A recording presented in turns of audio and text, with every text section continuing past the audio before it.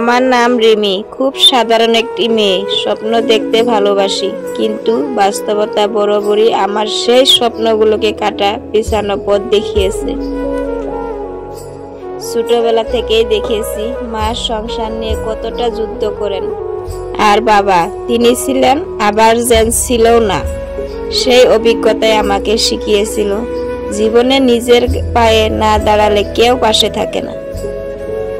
আমি নিজেকে তৈরি করেছিলাম, শিক্ষা, চাকরি, আত্মনির্ভরতা সবকিছু ঠিকঠাক চলছিল, কিন্তু হঠাৎ একদিন বিয়ের প্রস্তাব এলো। ছেলেটার নাম শাওন, খুব সাধারণ, কোনো চাকচিত্র নেই, খুব একটা কথা বলে না। প্রথমে মনে হয়েছিল এই ছেলেটা কি আমার জীবনের জন্য ঠিক হবে, কিন্তু প্রথম দিন যেদিন ওর সঙ্গে দেখা হলো, ওর চোখ দুটো আমাকে কিছু একটা বোঝাতে চেয়েছিল, যেন বলছিল আমি তোমার পাশে থাকবো ঝড় তুফানে সব সময়। আমার মা বলেছিলেন মেয়ে ছেলেটা একটু চুপচাপ, একটু কম কথা বলে। আমি ভেবেছিলাম তাই তো চাই মা, যারা কম বলে তারা বেশি বুঝে। বিয়ে হলো, খুব সাদামাঠা, তেমন আর সব কিছু না। প্রথম কিছুদিন আমি নিজেকে মানিয়ে নিতে ব্যস্ত ছিলাম, নতুন ঘর, নতুন পরিবার, কিন্তু একটা জিনিস বুঝতে দেরি হয়নি, এই মানুষটা যার সঙ্গে আমি জীবন কাটাতে এসেছি সে শুধু একজন স্বামী না, সে আমার জন্য আশ্রয়। প্রতিদিন অফিস থেকে ফিরে শাওন আমার পাশে দাঁড়ায়, রান্নাঘরে কাজ করলেও চুপচাপ দাঁড়িয়ে থাকে, মাঝে মাঝে বলে আমি কি কিছু কেটে দিব।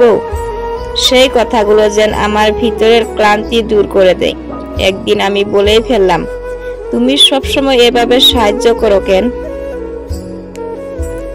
শাওন একটু হেসে বলেছিল, কারণ তুমি শুধু আমার স্ত্রী না, তুমি মানুষ।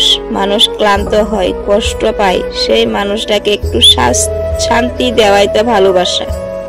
আমি স্তব্ধ হয়ে গিয়েছিলাম। বিয়ের 6 মাস পর হঠাৎ আমার চাকরিটা চলে গেল, কোম্পানি হঠাৎ বন্ধ হয়ে গেল। আমি ভেঙে পড়লাম, মনের মধ্যে হাজার প্রশ্ন। আমি এখন কি করব? এই সংসারে আমার আবদান কি? আমি তো শাওনের বোঝা হয়ে যাচ্ছি না। সেই সময় শাওন একদিন সন্ধ্যায় আমাকে বলল, চাকরি ছিল সেটা হারিয়েছে, কিন্তু তুমি তো আছো রিমি, আমি তো তোমাকেই ভালোবাসি। তোমার পদবী কেনা, তুমি পারবে, আবার নতুন ভাবে শুরু করবে, আমি তোমার পাশে আছি।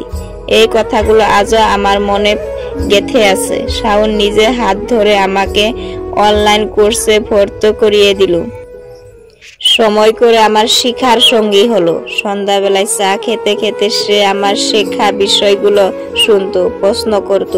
আমি অবাক হতাম, এত যত্ন কেউ ভালোবাসে। আস্তে আস্তে আমি ঘরে বসে কাজ শুরু করলাম, অনলাইন কন্টেন্ট লেখা, ক্যালেন্ডারের কাজ করা, সবকিছু নতুন নতুন লাগতো।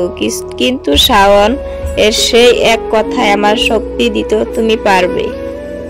1 বছর পরে আমি এক সফল ফ্রিল্যান্সার, ঘরে বসে এখন আমি ইনকাম করছি, আগের চেয়েও বেশি। একদিন সন্ধ্যায় বারান্দায় বসেছিলাম, নরম বাতাসে চুল উঠছিল। আমি শাওনের কাঁধে মাথা রেখে বললাম, তুমি জানো তুমি আমার জীবনের সবচেয়ে বড় পাওয়া। আমার স্বামী অনেক ভালো। শাওন মুচকি হেসে বলল, ভালোবাসা শব্দে না, কাজে বোঝা যায়। আমি শুধু সেটা করেই যেতে চাই। তখন আমার মনে হয়েছিল বিয়ের আগে যেসব ভয় ছিল সেসব ছিল অন্ধকার। শাওন সেই অন্ধকারের আলো ধরেছে। সে আমার স্বামী, আমার বন্ধু, আমার সবচেয়ে বড় ভরসা। মানুষ যখন বলে ভালো স্বামী পাওয়া ভাগ্যর ব্যাপার, আমি তখন চুপ করে হেসে নেই, কারণ আমি জানি আমার স্বামী অনেক ভালো আর আমি সত্যি ভাগ্যবান।